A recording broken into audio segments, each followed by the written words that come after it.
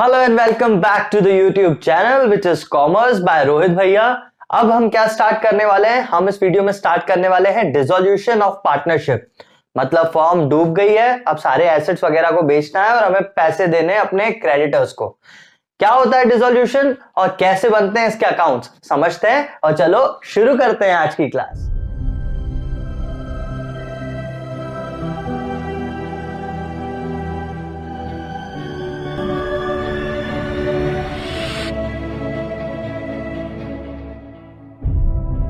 हाँ तो बच्चे स्टार्ट करते हैं और समझते हैं डिसोल्यूशन का मतलब क्या होता है।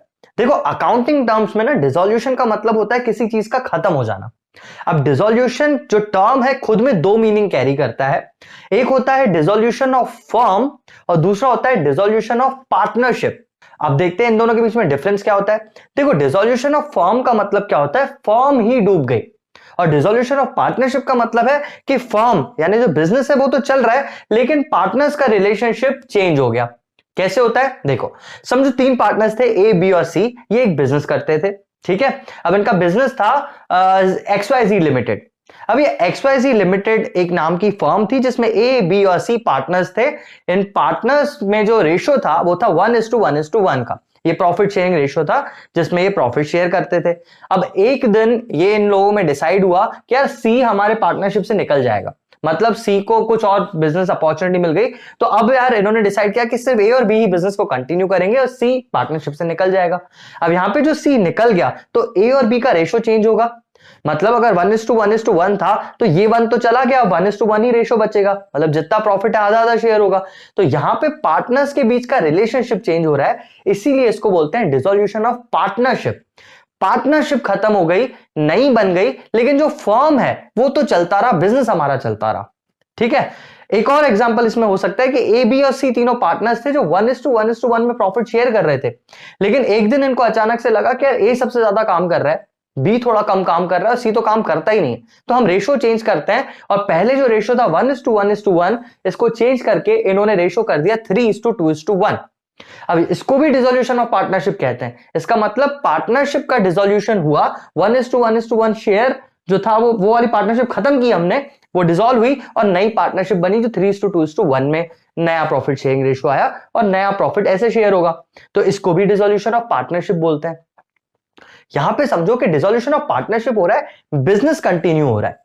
हम जो चैप्टर पढ़ रहे हैं वो है डिसोल्यूशन ऑफ पार्टनरशिप फर्म। इसका मतलब यहां पे क्या हो रहा है, इस चैप्टर में क्या होगा, हमारी फर्म ही डिसॉल्व हो गई।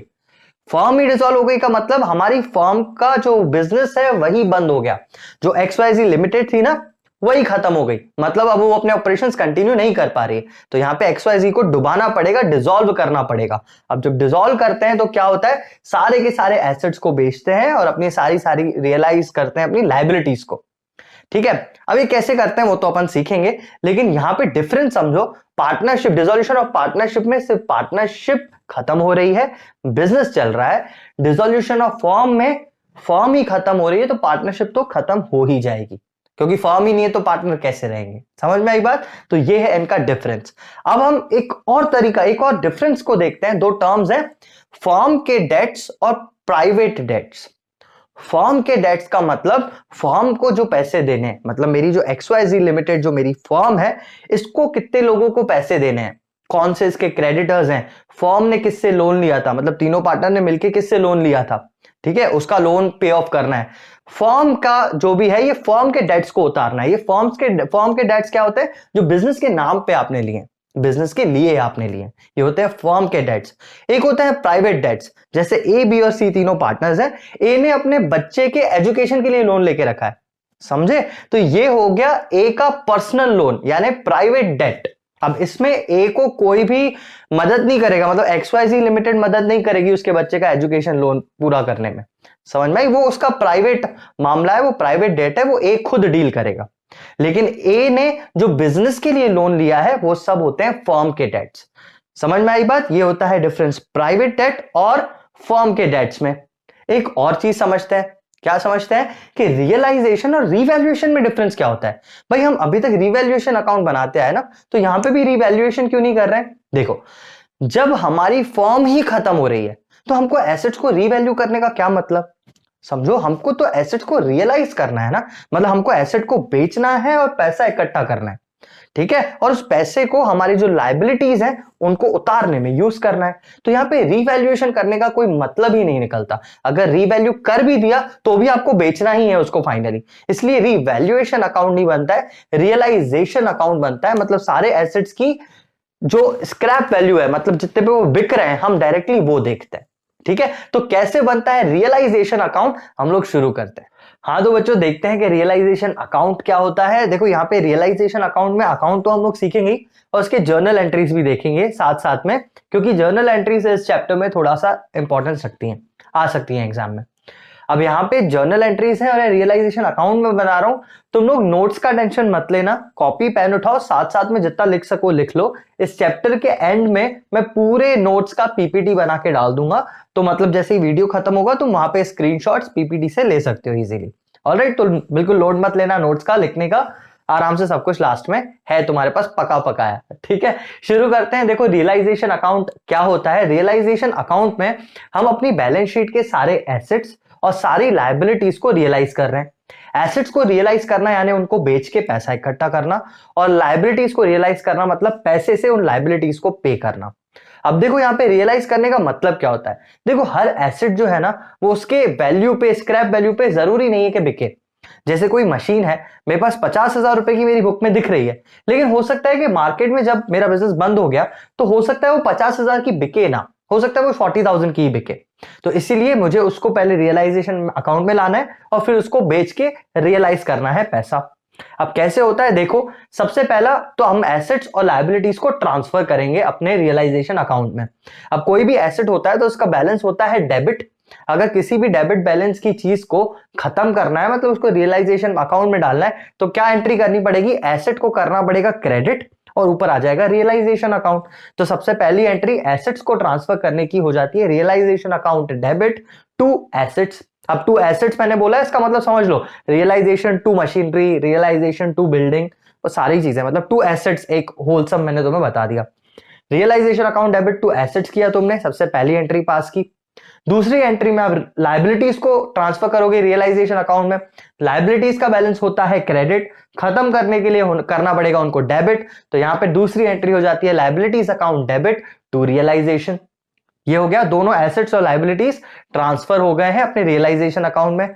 यहां पे कहां आएगा, यहां पे अकाउंट में अगर देखें तो सबसे पहली एंट्री जो अपन ने की थी, क्या की थी, एसेट्स को ट्रांसफर करने की, realisation account debit to assets. कहां पे आएगा, रियलाइजेशन अकाउंट में टू एसेट्स, मतलब एसेट्स करके तुम सारे एसेट्स के नाम लिख दोगे जितने भी तुमने ट्रांसफर किए। उसके बाद आता है लायबिलिटीज का ट्रांसफर, तो वो हो जाता है बाय साइड, मतलब बाय लायबिलिटीज आप सारे नाम लिख लोगे। तीसरी चीज आती है यहां पे रियलाइजेशन। रियलाइजेशन मैंने क्या बताया था अभी, एसेट्स का रियलाइजेशन यानी एसेट्स को बेचना। तो जब आप एसेट्स को बेचोगे तो आपको पैसा मिलेगा, तो उसकी एंट्री हो जाएगी bank account debit to realisation. To assets क्यों नहीं, क्योंकि एसेट्स हम ऑलरेडी ट्रांसफर कर चुके हैं रियलाइजेशन में, तो अब जो भी चीजें होंगी रियलाइजेशन, एक फिक्टिशियस अकाउंट बनाया है हमने, इसके थ्रू हम लोग सारी चीजें रियलाइज करेंगे। तो जब पैसा आया तो मैंने लिख दिया bank account debit to realisation, ये एसेट्स का रियलाइजेशन हो गया। यहां पे कैसे दिखाएंगे, यहां पे अपन दिखाएंगे बाय बैंक, ठीक है। अपन ने एंट्री क्या किया था, bank account debit to realisation, तो रियलाइजेशन अकाउंट में बाय बैंक करके हम एसेट्स का रियलाइजेशन करेंगे। बिल्डिंग, मशीनरी, जितने भी एसेट्स आपने यहाँ पे लिखे, जितने रियलाइज हो रहे हैं उन सबको अपन यहाँ पे लिखेंगे। जैसे समझो यहाँ पे बिल्डिंग 50,000 की थी और आपने बेची 40,000 मिले, तो यहाँ तो आप 50,000 लिखोगे बुक में जो भी वैल्यू दी हुई है, और यहाँ पे अपन लिखेंगे 40,000 जितना उससे रियलाइज हुआ। क्वेश्चन करेंगे, टेंशन मत लो, अभी सिर्फ समझ लो कि कौन सी चीज कहां आती है। ये हो गया एसेट्स का रियलाइजेशन। लायबिलिटीज को पे ऑफ करेंगे, वो यहां पे करेंगे, ठीक है। टू बैंक, एंट्री क्या होगी उसकी, क्योंकि पैसा जा रहा है तो to bank, realisation account debit, entry होगी realisation account debit to bank, alright. और यहाँ पे पैसा गया तो रियलाइजेशन अकाउंट में टू बैंक, यहाँ पे अपन लिखेंगे लायबिलिटीज को, जो जो लायबिलिटीज को हमने पैसा दिया है, जितना दिया है वो यहाँ पे लिखेंगे। यहाँ पे भी सेम ही चीज चलती है, अगर क्रेडिटर 50,000 रुपए के है और 40,000 में मान रहे हैं, तो यहाँ पे मैं क्रेडिटर्स में टू बैंक यहाँ पे 40,000 लिखूंगा।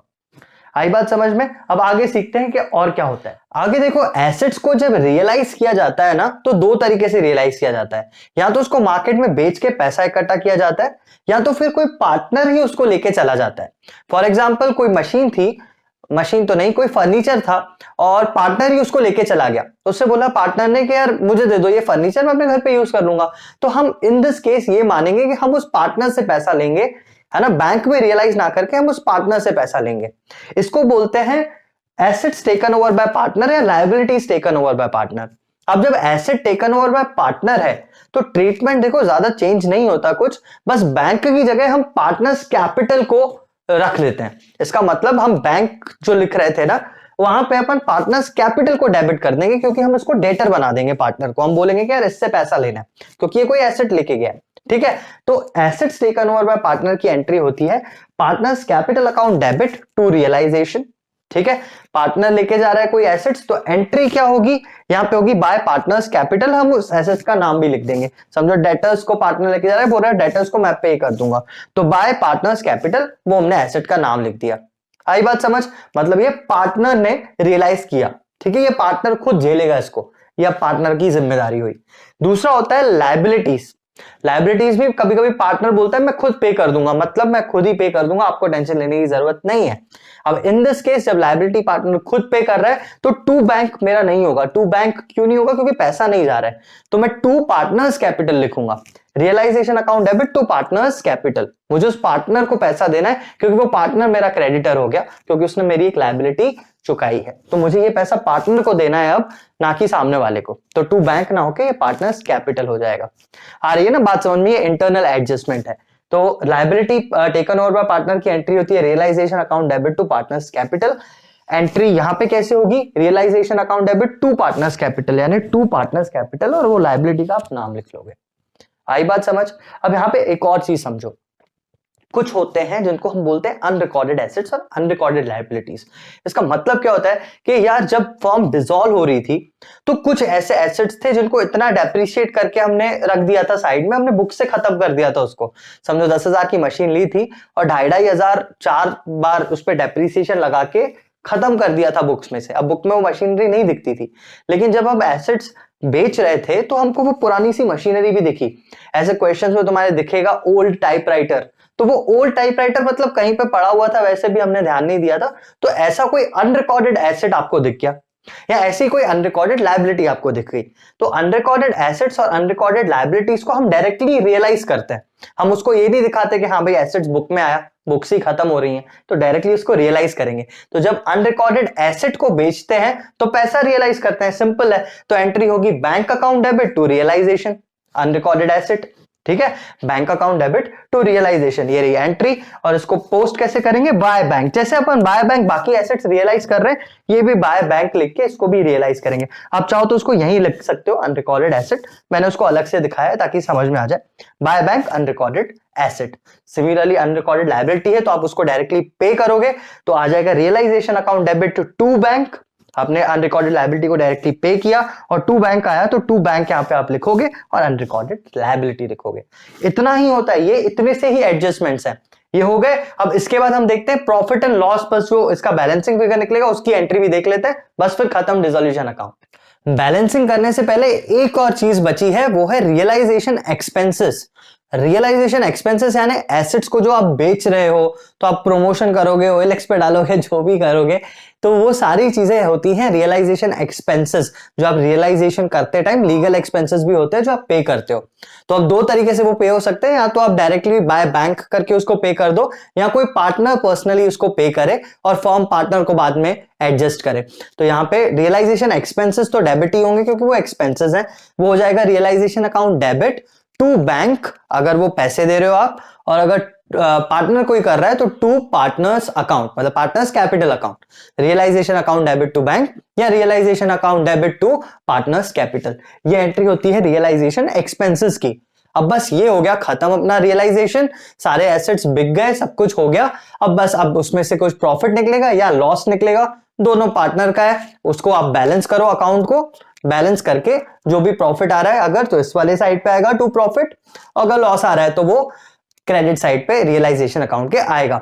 एंट्रीज क्या होंगी? अगर प्रॉफिट हो रहा है तो प्रॉफिट के डिस्ट्रीब्यूशन की एंट्री है realisation account debit to A's capital to B's capital या टू पार्टनर्स कैपिटल, ये हो गया।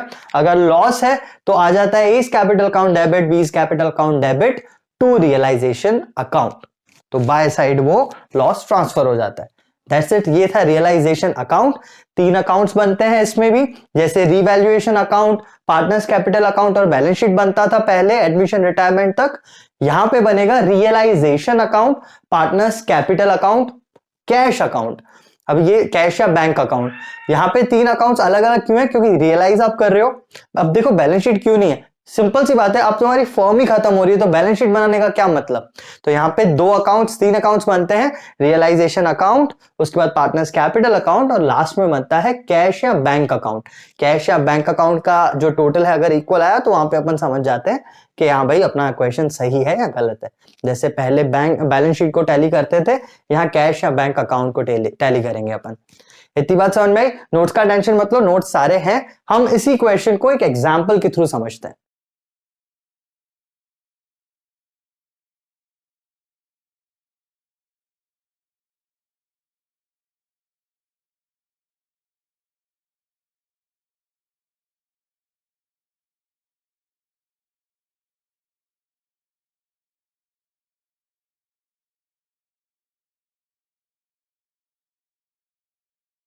हाँ तो बच्चों अभी आ रहा है क्वेश्चन, ये तुम्हें सॉल्व करना है। क्वेश्चन में जर्नल एंट्रीज भी पास करना और रियलाइजेशन अकाउंट भी बनाना, दोनों चीजें करो।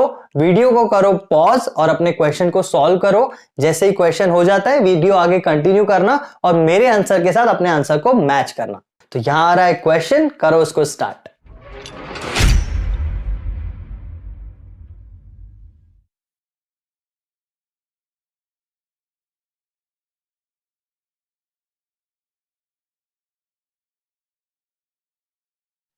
हाँ तो देखते हैं इसका सोल्यूशन क्या है। ये मैंने सोल्यूशन के लिए ऑलरेडी रियलाइजेशन अकाउंट तो बना दिया, कैसे बना वो देखते हैं अपन। पहले क्वेश्चन ला देते हैं यहाँ पे, ये अपना क्वेश्चन आ गया है। क्या है क्वेश्चन कि भैया 3 पार्टनर्स हैं यहाँ पे ए बी और सी जो प्रॉफिट शेयर कर रहे हैं 2:1 में। फर्म हो गई आपकी डिसॉल्व। अब आपको यहाँ पे पूरा एक रियलाइजेशन अकाउंट बनाना है। देखो अब क्या करना है, बैलेंस शीट दी हुई है हमें, बैलेंस शीट में एसेट्स और लायबिलिटीज दोनों दी हुई हैं। हमें सबसे पहले एसेट्स ट्रांसफर करने हैं और लायबिलिटीज को ट्रांसफर करना है रियलाइजेशन अकाउंट में। सबसे पहले एसेट्स को उठाते हैं और ट्रांसफर करते हैं। सारे एसेट्स जो तुम्हें दिख रहे हैं, goodwill, land and building, plant and machinery, car, debtors, cash नहीं, ये बाकी कैश के ऊपर जितने भी हैं ये सारे के सारे ट्रांसफर होंगे, क्योंकि कैश को रियलाइज नहीं करते हैं अपन, पैसे को ही क्या रियलाइज करेंगे, है ना। तो बाकी सारी चीजें हमने यहाँ पे ट्रांसफर कर दी हैं जो यहां लिखी हुई है। 2 assets, goodwill, land and building, plant, car, debtors, ये सारे मैंने यहाँ पे ट्रांसफर कर दिए बुक वैल्यू पे, जो भी बैलेंस शीट में दिया हुआ था उसी पे, और टोटल आ गया 2,68,000। लायबिलिटीज को भी ट्रांसफर करेंगे। अब देखो लायबिलिटी साइड में आपका दिया हुआ है क्रेडिटर्स और कैपिटल अकाउंट। अब देखो कैपिटल अकाउंट भी ट्रांसफर नहीं होता, capital, reserves and surplus, reserves, बाकी सारे जो जनरल रिजर्व वगैरह सारी चीजें होती हैं ये भी ट्रांसफर नहीं होते। सिर्फ लायबिलिटीज जो पे करनी है, एक्सटर्नल लायबिलिटीज ही यहाँ पे आएंगी। तो यहाँ है क्रेडिटर्स, वो मैंने यहाँ पे लिख दिया बाय लायबिलिटीज, क्रेडिटर्स भी वहां ट्रांसफर कर दिया। अब शुरू होता है हमारा रियलाइजेशन। अब रियलाइजेशन में आपको क्वेश्चन में क्या दिया हुआ है, the firm was dissolved on that date, assets realise, सब एसेट्स उसके रियलाइज हुए हैं। पहला लिखा हुआ है गुडविल रियलाइज हुआ आपका 20,000 में, लैंड एंड बिल्डिंग 1 लाख में, प्लांट एंड मशीनरी 50,000 में, कार 28,000 में, और डेटर्स लिखा हुआ है 50%। तो यहां देखो डेटर्स था 48,000, उसका 50% कितना होता है, डेटर्स 24,000 में रियलाइज हुए। ये अपन ने पूरा बाय कैश लिख दिया, ये रियलाइजेशन। अब यहां पे क्रेडिटर्स के बारे में कुछ नहीं दिया हुआ, पर क्रेडिटर्स को भी रियलाइज तो आप करोगे। तो क्रेडिटर्स को रियलाइज करने के लिए अब एज इट इज, जब किसी लायबिलिटी या किसी एसेट का रियलाइजेशन का वैल्यू नहीं दिया हुआ है तो हम उसको पूरे के पूरे वैल्यू पे ही रियलाइज करते हैं। मतलब यहाँ पे क्रेडिटर्स 50,000 लिखा है, 50,000 ही यहाँ पे मैं टू कैश ये क्रेडिटर्स को 50,000 ही पे करूंगा। समझ में आई बात, पूरा का पूरा यहाँ पे अपन पे करेंगे। लास्ट पॉइंट लिखा हुआ है रियलाइजेशन एक्सपेंसेस 2000, रियलाइजेशन एक्सपेंसेस 2000 है और रियलाइजेशन एक्सपेंसेस को पे अपन करते हैं टू कैश। अब यहाँ पे देखो एक चीज, ये रियलाइजेशन एक्सपेंसेस पहले बता देता हूं, टू कैश रियलाइजेशन एक्सपेंसेस 2000 हो गया खत्म, जितना अपना क्वेश्चन था। मैं जो बता रहा था वो ये कि मैंने पूरा क्वेश्चन टू कैश यही किया। देखो मैं कैसा करता हूं, ये मैं अपना तरीका तुम्हें बताता हूं। अगर क्वेश्चन में तुम्हें कैश दिया हुआ है, कैश अकाउंट दिया हुआ है, तो सारी एंट्रीज कैश के थ्रू करो। अगर क्वेश्चन में बैंक अकाउंट दिया है तो सारी एंट्रीज बैंक के थ्रू करो। मतलब टू बैंक ही करो सारी चीजों में। अगर बैंक और कैश दोनों दिया हुआ है तो प्रेफरेबली बैंक के थ्रू सारी एंट्रीज करो, कैश मत यूज करो, फिर बैंक के थ्रू सारी चीज करो। समझ में आई बात? तो ये सिंपल था, ये पूरा क्वेश्चन अपना हो गया। बस इसको अपन को बैलेंस करना है, तो हम देख लेंगे कौन सा साइड ज्यादा है। इस साइड का है टोटल 3,20,000, वो वाला साइड का जो बैलेंस है वो कम है। यहाँ पे अपना आ गया बाय लॉस। लॉस अपन तीनों पार्टनर्स में बांट देंगे। तीनों पार्टनर का जो रेशियो था 2:1:1, यहाँ पे आया बैलेंसिंग फिगर 48,000। 48,000 को 2:1:1 में हम बांटेंगे, 24, 12 और 12, और दोनों पूरा अकाउंट हो गया खत्म, अकाउंट हो गया बैलेंस। ये हो गया अपना रियलाइजेशन अकाउंट। अब ये अकाउंट तो हमने बना लिया। अब मैं क्या करता हूं, जब मुझे जर्नल एंट्रीज भी अगर पास करनी हो तो सबसे पहले मैं रियलाइजेशन अकाउंट बनाता हूं, इसके थ्रू मैं जर्नल एंट्रीज पास करता हूं। तो रियलाइजेशन अकाउंट बन चुका, अब हम एंट्रीज पास करेंगे। सबसे पहली एंट्री होगी एसेट्स को और लायबिलिटीज को ट्रांसफर करने की। एसेट्स को ट्रांसफर करने की एंट्री क्या होगी? Realisation account debit to assets. इन एसेट्स में आप सारे के सारे नाम लिख दोगे, यानी realisation account debit to goodwill, to land and building, to plant and machinery, to car, to debtors, जो भी बुक वैल्यूज है, ऐसे करके पहली एंट्री हो गई। दूसरी एंट्री होगी लायबिलिटीज को डालने की। तो लायबिलिटीज को रियलाइजेशन में डालने की एंट्री क्या होती है? लायबिलिटीज को कर देंगे डेबिट। यहां है क्रेडिटर्स, तो creditors account debit to realisation, दूसरी एंट्री हो गई। अब एसेट्स को रियलाइज करने की एंट्री, बेचने की एंट्री, तो वो एंट्री होगी bank account debit to realisation. अब देखो यहां पे एसेट्स का नाम नहीं आएगा, डायरेक्टली आएगा कैश या bank account debit to realisation. पूरा का पूरा जो उसका सम है ये 22200, directly cash account debit to realisation 22200। Similarly यहां पे अपन रियलाइज करेंगे अपनी लायबिलिटीज, तो लायबिलिटीज को पे ऑफ करेंगे। एंट्री आएगी realisation account debit to cash. Cash में ब्रैकेट में आप क्रेडिटर्स लिख दो, ठीक है। Realisation account debit to cash, आपका अमाउंट यहां पे आ जाएगा 50,000, क्योंकि पूरे के पूरे पे आपने रियलाइज किया है। इसके बाद आ जाएंगे आपकी एक्सपेंसेस की एंट्री, रियलाइजेशन एक्सपेंसेस की एंट्री।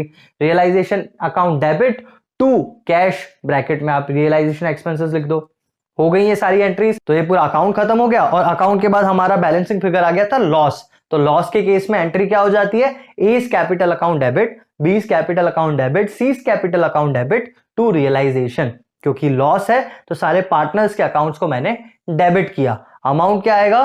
48,000 डिवाइडेड इनटू 2:1:1, तो 24,000, 12,000 और 12,000। ये अपनी सारी एंट्रीज हो गई, और यहाँ पे अपना एंट्रीज भी हो गई, अपना रियलाइजेशन अकाउंट भी बन गया। क्वेश्चन सॉर्टेड है।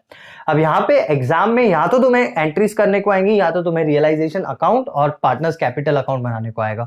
यहाँ पे तुमने आई होप दोनों अच्छी तरह सीख लिया होगा कि कैसे रियलाइजेशन अकाउंट बनता है और कैसे एंट्रीज होती हैं।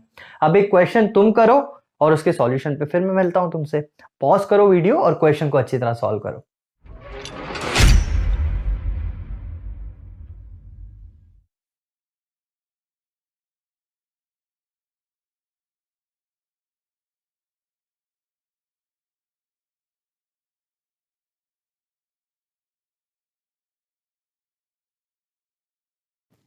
हाँ तो बच्चे सॉल्यूशंस तुमने कर लिए हैं, और इस क्वेश्चन में आपको जर्नल एंट्रीज करनी थी।